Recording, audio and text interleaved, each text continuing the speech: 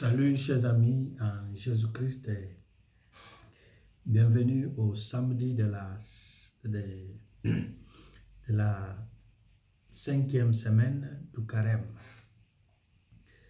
Nous lisons de la prophétie d'Ézéchiel chapitre 37 versets 21 à 28, psaume 31 et l'évangile selon Saint Jean chapitre 11 versets 45 à 57.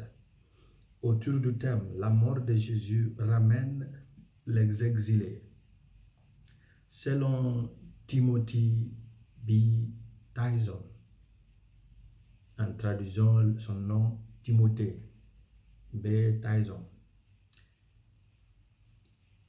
S'il doit y avoir la réconciliation, il faut d'abord qu'il y ait la vérité. S'il doit y avoir la réconciliation, il faut d'abord qu'il y ait la vérité. Pour moi, on ne doit pas se réconcilier dans le mensonge. Il faut que la vérité soit dite pour qu'on s'entende. À ce stade dans l'évangile selon Saint Jean, au niveau du 11e chapitre, il est devenu évident que Jésus est fortement et hautement détesté par les élites de son temps. Avec son ministère accompagné de signes, de miracles, les choses deviennent incontrôlables et les gens risquent, selon la pensée des élites, les gens risquent de perdre leur emploi étant donné qu'ils sont sous l'autorité romaine et leur réputation aussi sera perdue.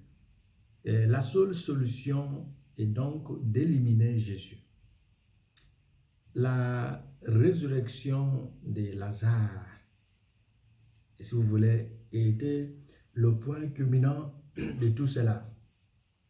Parce que Jésus vient d'opérer un miracle de la résurrection de Lazare. Ceux qui ne sont pas impressionnés par l'éloquence de Jésus deviennent impressionnés par ces miracles. Ceux qui vivent au-delà des signes et des prodiges sont à leur tour impressionnés par la sainteté de Jésus.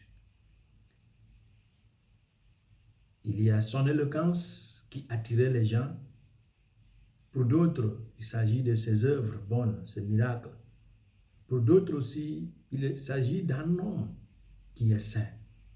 Maintenant, les nouvelles sont partout à propos de cet homme qui fait des choses différemment et qui a obtenu de bons résultats suite aux différents tests et aux différentes épreuves qu'il a été soumise.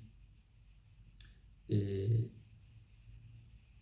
à ce moment-là, il devient nécessaire que Jésus doit se retirer de la scène publique et se cacher dans un lieu isolé pour bien préparer la passation de pouvoir et la passation de service à ses disciples qui, à cet instant, bien qu'il l'ait suivi jusqu'au bout, ne le comprenaient pas toujours très bien.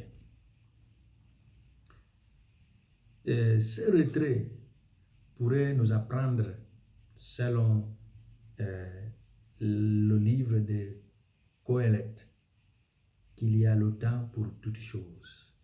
Il y a le temps de se présenter en public, il y a le temps pour se retirer. Il y a le temps d'être éloquent, poussé par l'audace, il y a le temps d'appliquer la prudence. Comme on a vu hier, la prudence, le guide de l'audace. Et Jésus commence à appliquer la prudence parce qu'il a déjà fait ce qu'il fallait faire. Il a déjà communiqué son message. Il faut préparer une mort qui vise fondamentalement à ramener les exilés vers leur Père.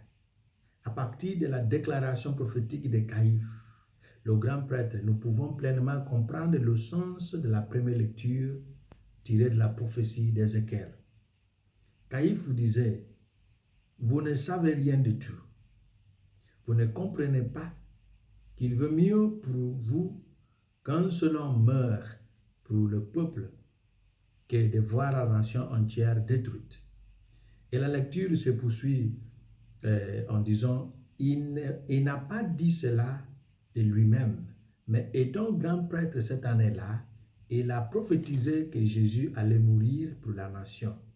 Et non seulement pour la nation, mais pour rassembler en un seul les enfants de Dieu dispersés. C'est donc à partir de ce jour qu'ils projetèrent de le mettre à mort. Et quant à la prophétie d'Ézéchiel, Ézéchiel a dit, et dis-leur, voici ce que dit le Seigneur Tout-Puissant. Je retirerai les Israélites des nations où ils sont allés. Je les rassemblerai de partout où je les ramènerai dans leur pays. Donc, la mort de Jésus, c'est un rassemblement des exilés vers le Père. La mort va déclencher, va opérer quelque chose qui va faire revenir, parce que Jésus est venu pour faire revenir le cœur égaré vers le Père.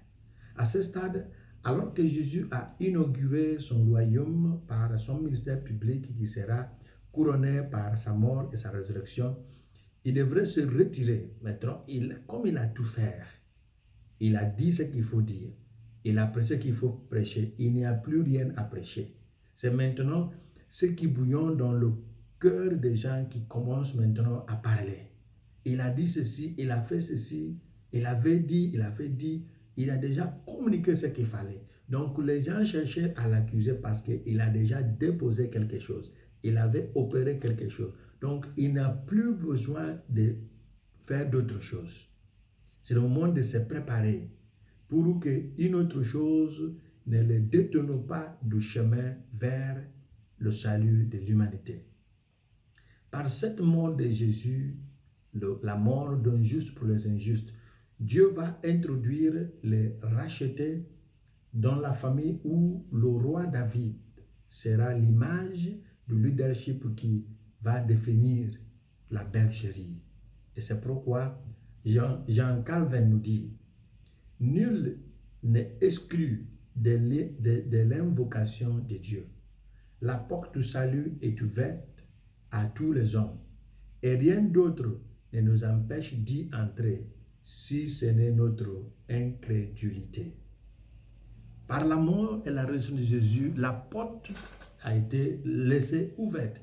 Pour qui le veut de marcher vers, rien ne vous empêche. Maintenant, les gens qui n'arrivent pas à y accéder, c'est faute de leur propre incrédulité, parce qu'ils ne croient pas.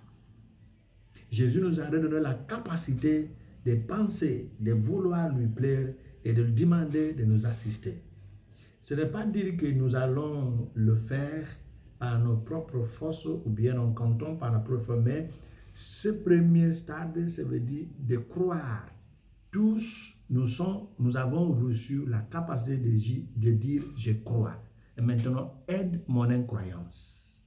Mais il faut faire une démonstration de cette première foi. Ce qui indique que je suis pactant. Je veux y aller. Je veux faire partie de cette campagne. Que le Seigneur, qui est mort et ressuscité pour nous accorde toujours cette grâce de lui faire confiance et de toujours croire en ce qu'il a révélé et en ce qu'il a opéré pour notre bien. Qui nous bénisse le Père, le Fils et le Saint-Esprit. Amen.